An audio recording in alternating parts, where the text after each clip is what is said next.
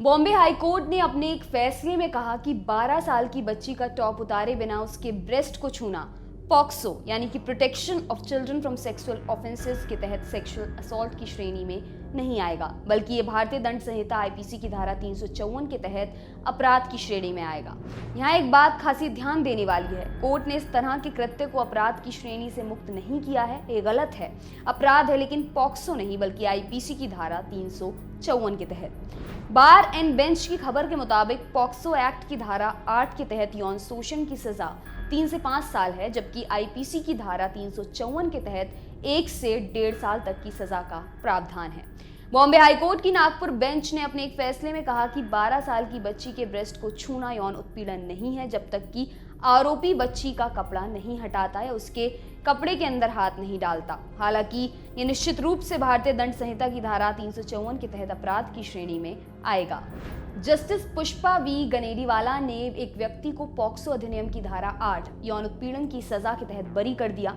हालांकि न्यायालय ने धारा 354 आपराधिक बल हमला के तहत सजा को बनाए रखा। आरोपी अमरूद देने के बहाने 12 साल की बच्ची को अपने घर ले गया था और उसके ब्रेस्ट को टच किया था। उसकी सलवार उतारने की कोशिश की थी, तभी बच्ची की मां पहुंच कर उसे बचा लिया। ट्रायल कोर्ट ने आरोपी को पॉक्सो एक्ट और आईपीसी के तहत दोषी करार दिया। इसके बाद उसने ट्रायल कोर्ट के फैसले को हाईकोर्ट में चुनौती दी।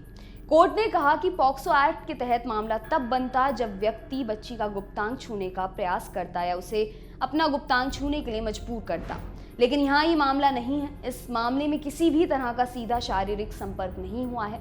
12 साल की बच्ची का ब्रेस्ट दबाने के मामले में इसकी जानकारी नहीं है कि आरोपी ने उसका टॉप हटाया था या नहीं।